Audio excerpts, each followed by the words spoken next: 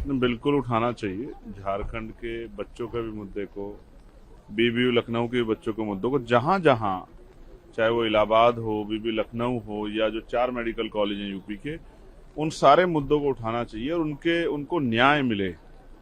बीबीयू में बच्चों पे जो है उनके साथ एफआईआर की गई है। इधर झारखंड में भी कल बड़ा प्रोटेस्ट हुआ है और झारखंड सरकार को बच्चों की पीड़ा को सुनना चाहिए और सख्त कार्रवाई करनी चाहिए। मैंने पिछली बार भी ये कहा था, लेकिन अब सरकारें संवेदनहीन हो गई हैं। उसका खामियाजा लोकतंत्र में उन्हीं आवाजों को भुगतना पड़ेगा जिन आवाजों ने टैक्स देके जनता को, सरकारों को बनाया। लेकिन ये बताइए, नीट के लिए तो आपने यहाँ पर प्रदर्शन किया, अकेले ही बैठे हुए थे, क्या झारखंड वाले बच्चों के लिए आपने अकेले प्रदर्शन नहीं किया? नहीं, तो मैं यही जानने की कोशिश कर रहा हूँ कि क्या उनकी आवाजों को नहीं सुना जा रहा है, क्या वहाँ की सरकार क्यों नहीं सुन रही है। मैंने ये बात कही थी और मैं फिर आपसे कह रहा हूँ, अगर हिंसा कहीं होगी उनकी आवाज उठाने के लिए, पार्लियामेंट चलता तो आज हम उनके लिए आवाज उठाते।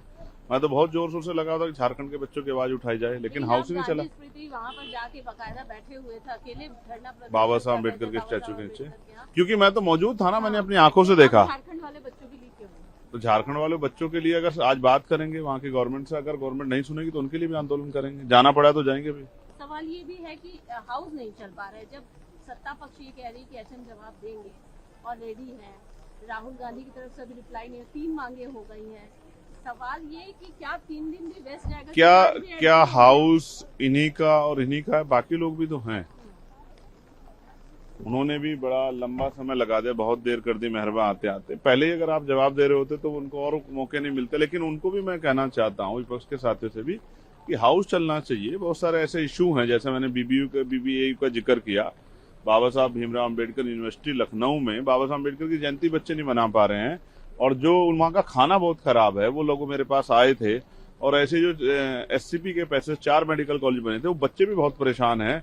उनकी भी सरकार सुन नहीं रही। उनकी 200 सीटों का नुकसान एससी एसटी के बच्चों को हो रहा है, उनकी भी पीड़ा है। लेकिन हाउस चलेगा तभी तो उठाएंगे। हाउस चल ही नहीं रहा। मेरी विपक्ष सरकार दोनों से आग्रह कि हाउस चलने दें।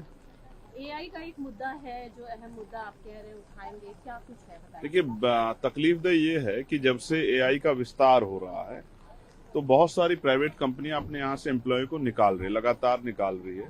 ऐसे में पढ़े लिखे वो बच्चे जो प्राइवेट सेक्टर से अपने घर को चला रहे थे, और अचानक से जॉब चले जाने के बाद मेरे काफी सारी ऐसी घटनाएं संज्ञान में है कि बहुत सारे बच्चे सुसाइड कर रहे हैं या डिप्रेशन के शिकार हो गए। मैं सरकार से डिमांड करता हूं कि ऐसे जो भी बच्चे हैं, जो भी युवा हैं, चाहे वो बेटा बेटी हो, एआई के कारण जिनकी जॉब चली गई है और उनको उनकी कंपनी ने निकाल दिया है, आपने यहाँ कानून बना के कोशिश करनी चाहिए कि उनको सोशल सिक्योरिटी मिले और कम से कम अपना घर परिवार। सोचिए, आज मैं 1 लाख रुपए की नौकरी कर रहा था, कल मेरी नौकरी चली गई है, तो मेरे जो खर्चे हैं, मैंने जो ईएमआई मुझे देने हैं, मैंने जो लोन लिए हैं, वो कहाँ से मैं दूंगा?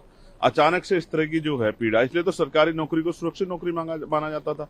तो आज मैं बहुत बड़े पैमाने पर इंडस्ट्रियल एरिया में देख रहा हूँ, बहुत सारे मैसेजेस मेरे पास है कि जहां अचानक से जॉब चली जा रही है क्योंकि कंपनियां अपने एम्प्लॉय को निकाल रही है, खर्च बढ़ रहा है, और एआई एक एआई से 10-10 लोगों का काम हो रहा है, तो वो युवा सुसाइड कर रहे हैं, डिप्रेशन जा रही है। ये बहुत चिंताजनक है। सरकार कानून बनाए, पॉलिसी लेके आए कि इनको सोशल सिक्योरिटी मिनिमम इतने पैसे मिले कि अपने परिवार को चला सके और डिप्रेशन का शिकार ना हो। ये देश के युवाओं की बहुत पीड़ा है और मैं इसको हाउस में उठाना चाहता, लेकिन हाउस नहीं चला है।